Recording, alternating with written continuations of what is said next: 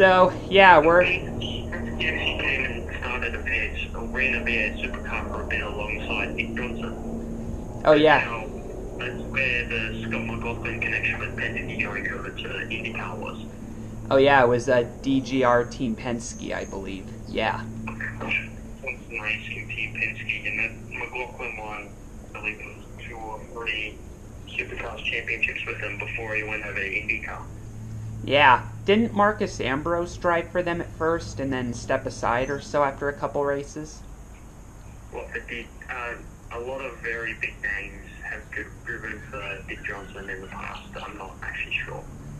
I think Marcus Ambrose, when he returned to Australia after his NASCAR days, I think he joined Dick Johnson Racing around the time that Penske got involved, and Marcus drove for a few races, but I think he retired afterwards because he quickly realized that the sport had moved on.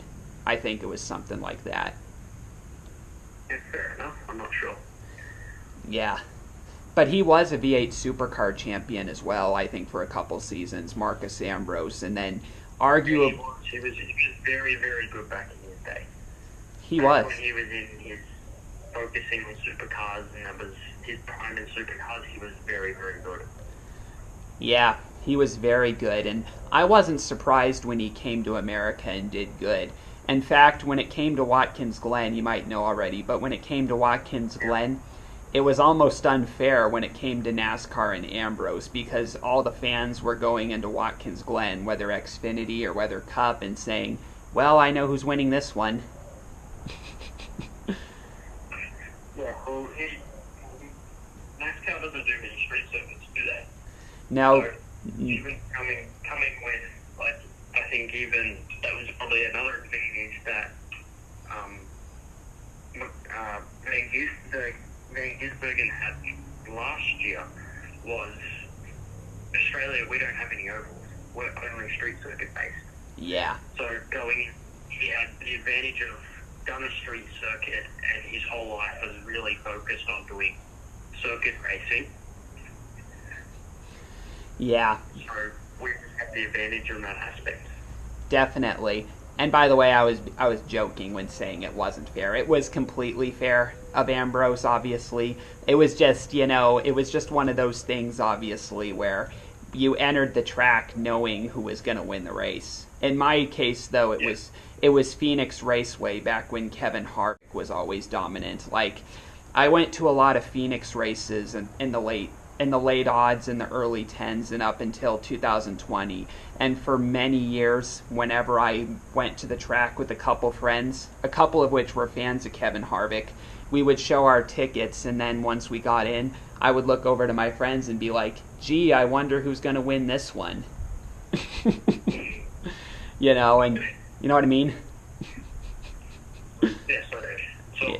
It's like that sometimes, but yeah. You actually hope to be that guy who everyone goes, so I wonder who's going to win this week.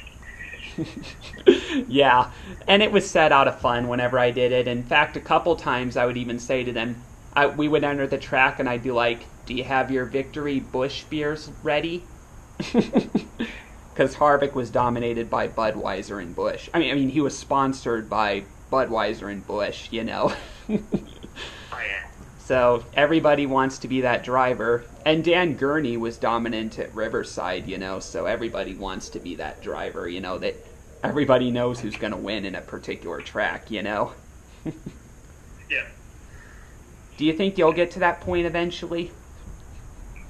I hope so, and I'm working on getting to that. If that's both with being the most skilled, the smartest driver in the field on the way of racing aspect, and then the most physically prepared. Yeah, for sure. So what are your hopes for the future? I would like to go back to Europe and extend my career in the GT racing over there, but we always have to see. You got to see what opportunities come up and try and jump on the ones that do. Yeah, for sure. Would you ever mind ever doing a GT America season one day if you ever race in America? Yeah, well, I think GT, the series to race with in America is IMSA. Oh, And IMSA, yeah. I think at some point it would definitely be something I'd love to come over and do. I think you could definitely do it eventually. I've seen videos of your racing. I think you could get there eventually if you keep up the good work.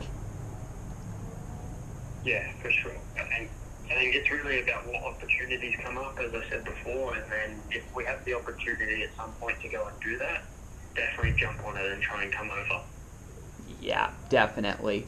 So, where can people find you?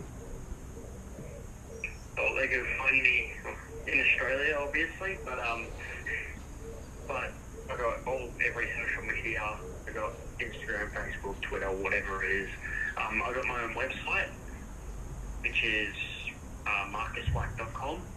If you just Google that, it's got links to all the social medias and all the new stuff on there. Sounds good, man. So, this is my final question, which is, how can your journey impact race fans? Really, it's always good for fans to have another driver on the track to get on behind, and I think being maybe a little bit different from every driver's slightly different in both personality-wise, racing style, everything. Having a difference to get behind and try and follow is always good.